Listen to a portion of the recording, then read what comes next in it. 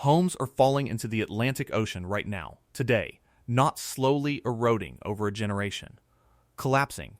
32 houses, ripped from their foundations, swallowed whole by the surf. That is not a prediction. It is not a worst-case scenario. It is the documented body count from a war between sand and water. And the water is winning. The worst of it happened in less time than it takes to watch a TV show. On September 30th, 2025, between 2 and 2:45 in the afternoon, 5 houses in Buxton, North Carolina, were torn down by the waves. 5 in 45 minutes. A month later, it happened again. Another 5 homes gone in a single day. This is not a future climate model. This is not a distant forecast. This is a confirmed timeline of homes being demolished by the ocean, measured in hours and feet. Right now, the beaches for miles around a collapse are closed, not for tourists, for cleanup crews in hazmat gear, pulling splintered wood, rusty nails, and raw sewage out of the sand. And here is the part that defies all common sense. The people watching their million-dollar homes get closer to the edge are forbidden by law from building a wall to save them.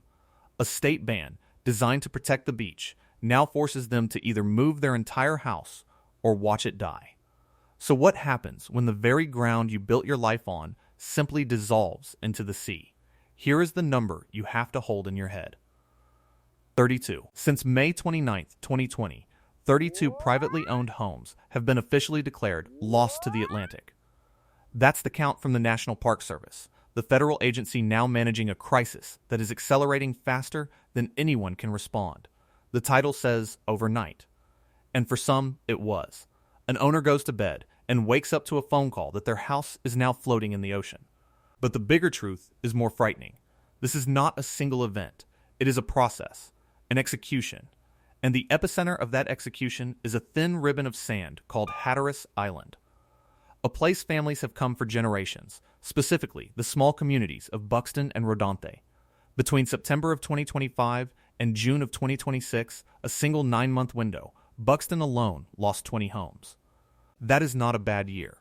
That is a demolition. The event on September 30th was a wake-up call nobody could ignore. As Hurricanes Humberto and Imelda churned hundreds of miles offshore, they sent massive swells pulsing toward the coast. These were not storm surges. This was just the raw power of the open ocean, focused on a single weak point. At 2 in the afternoon, the first house groaned. Its pilings snapped, and it fell. Moments later, its neighbor did the same. And then another, and another. For 45 minutes, people stood on the dunes and just watched as house after house was consumed. An assembly line of destruction.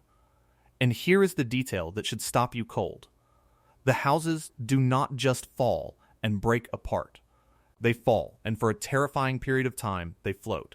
Intact, 3-story, multi-bedroom homes become unguided, 100-ton battering rams. The waves pick them up and smash them into the pilings of the homes still standing, weakening them, condemning them.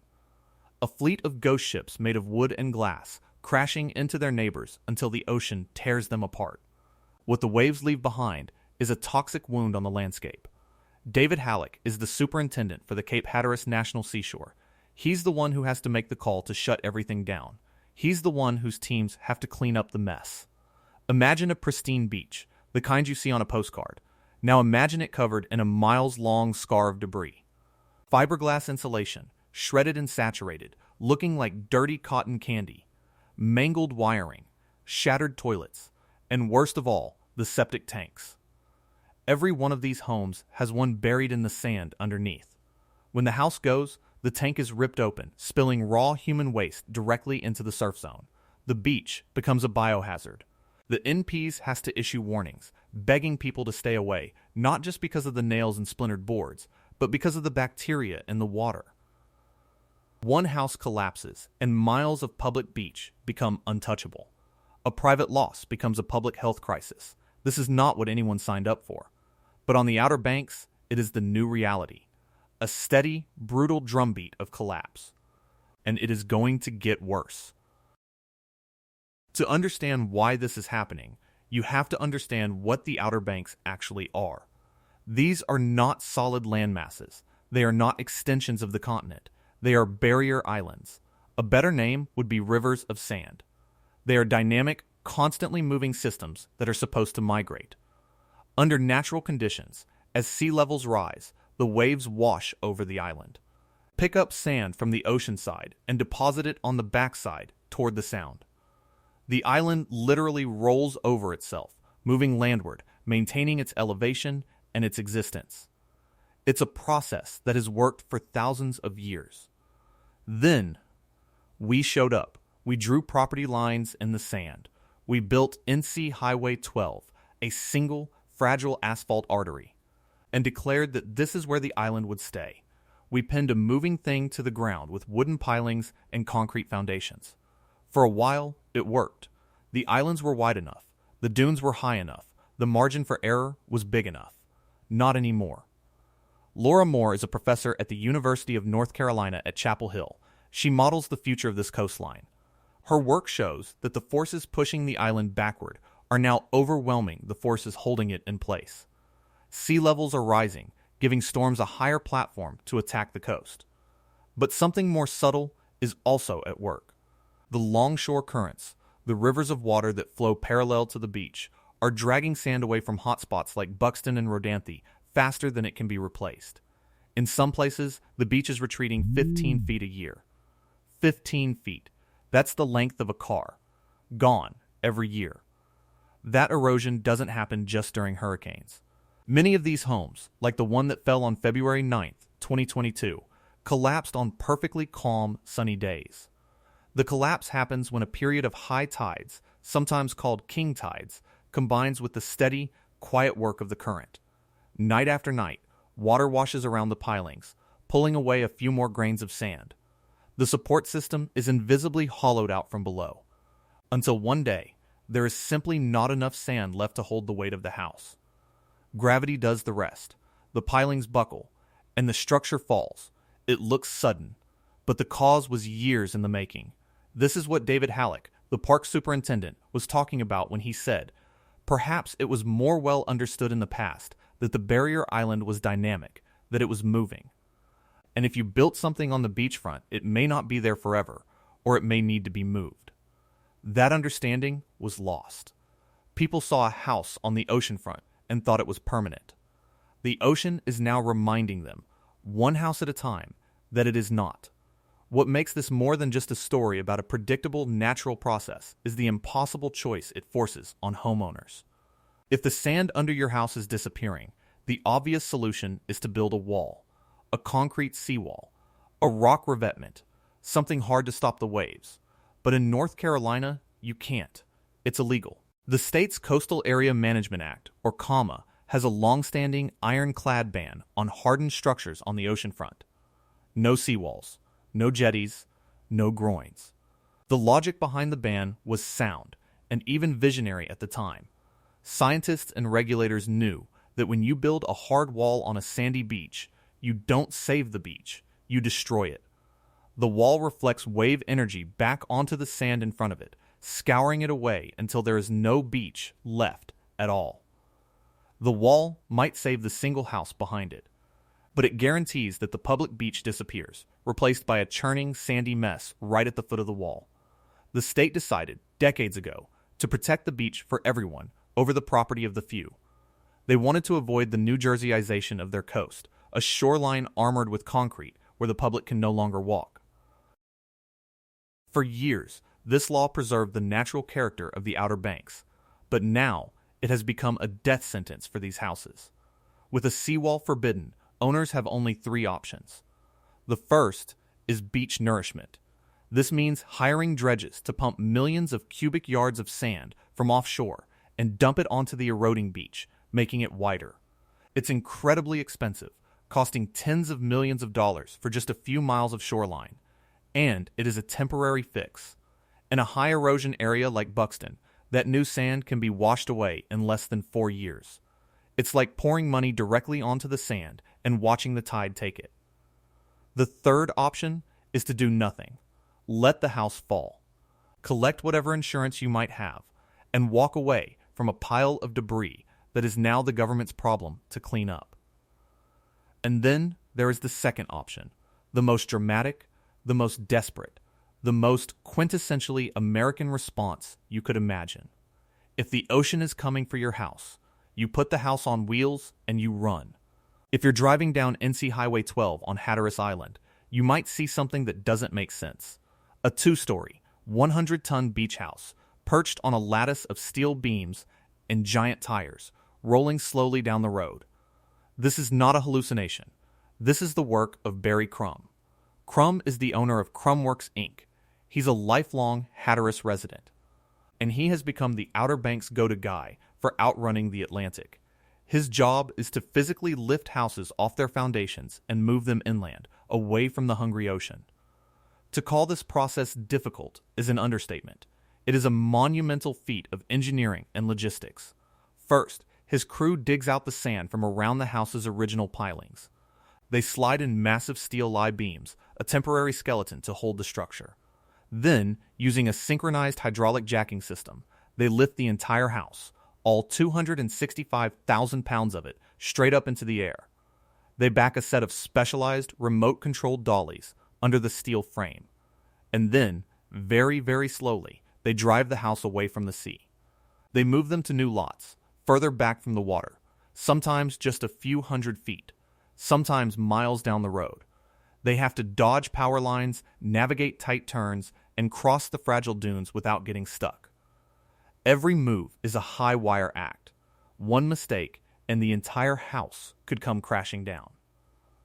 Barry Crum has been doing this work his whole life, but the pace has become frantic.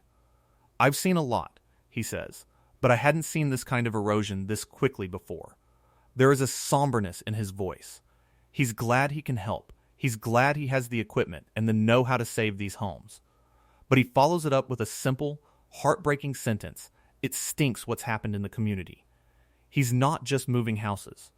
He's moving people's lives, their memories, their single biggest investment, and he knows, better than anyone, that this solution is not for everyone.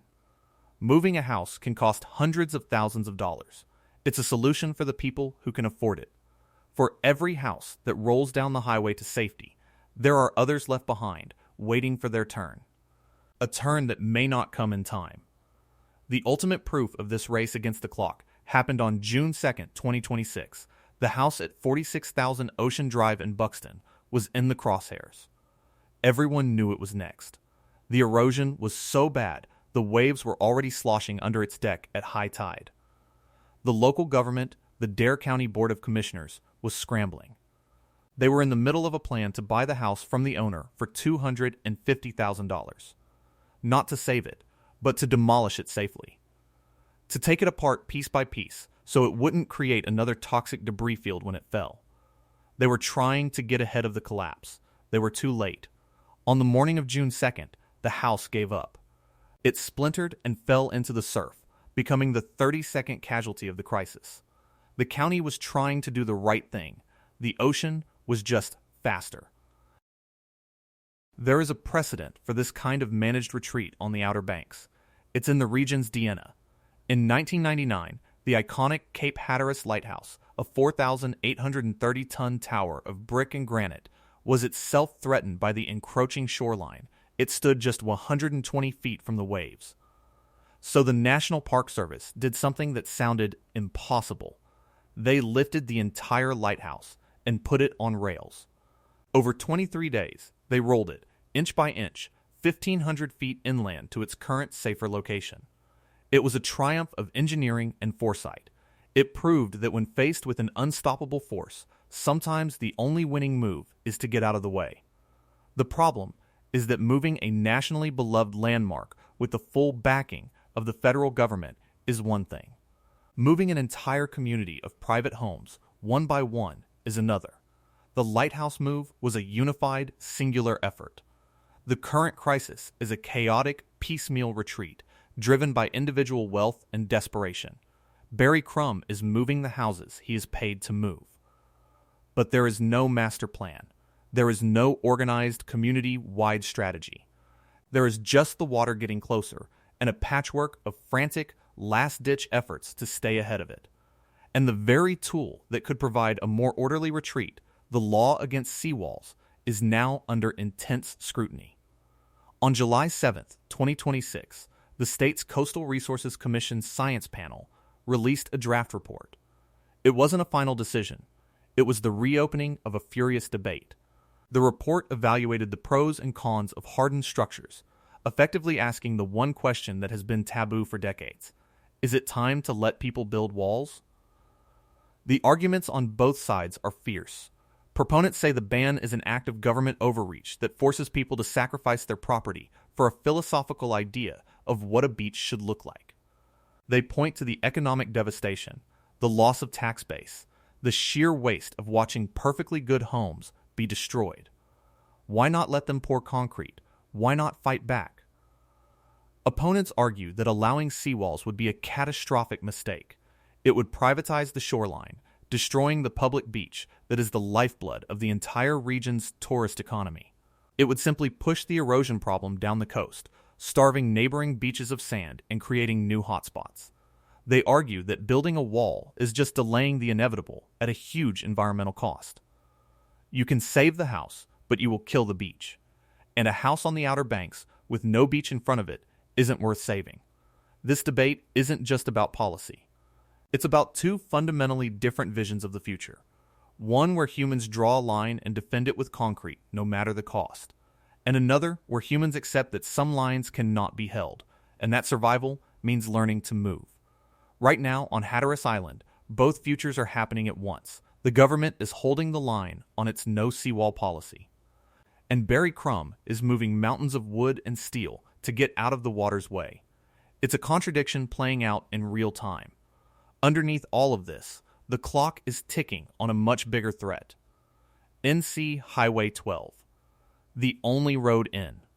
The only road out. It's the lifeline for these communities. It's how food gets delivered, how kids get to school, how tourists arrive, how residents evacuate. And it is constantly under attack. During storms, the ocean washes over it, burying it in sand and salt water. In some sections, the road is so close to the water it feels like you're driving on a pier. The State Department of Transportation is in a perpetual state of emergency, constantly rebuilding dunes, repaving washed-out sections, even building massive, elevated bridges over the most unstable inlets. But everyone knows these are temporary measures. A major hurricane, hitting at the right angle, could cut the road in multiple places, isolating tens of thousands of people. It would sever Hatteras Island from the mainland. The collapse of 32 houses is a slow-motion disaster. The severing of NC-12 would be an immediate, acute catastrophe. It would mean the end of these communities as viable, year-round places to live. The house movers and the beach nourishment projects are trying to save individual pieces of the puzzle. But the ocean is threatening to sweep the whole board clean. So where does this end? The science is not encouraging. The rate of sea level rise is accelerating. The erosion hotspots are getting hotter. The solutions are becoming more expensive and more extreme. Moving a house buys time. It doesn't solve the underlying problem. A house moved 300 feet back from the ocean today might be on the front line again in 20 years, facing the same threat. At a cost of 15 feet of retreat per year, 300 feet is just a 2-decade loan. There's a quiet assumption online that the people losing these homes are all just wealthy out of state investors with multiple properties. And in some cases, particularly in the earlier collapses in Rodanthe, many of the homes were owned by LLCs and trusts as vacation rentals. But in Buxton, the story is more complicated. Many of these are second homes, yes, but they represent a family's life savings. They are the retirement plan. They are the inheritance meant for the kids.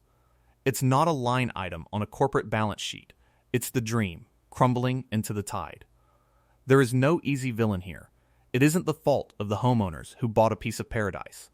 It isn't the fault of the government trying to enforce a law designed to protect the public good.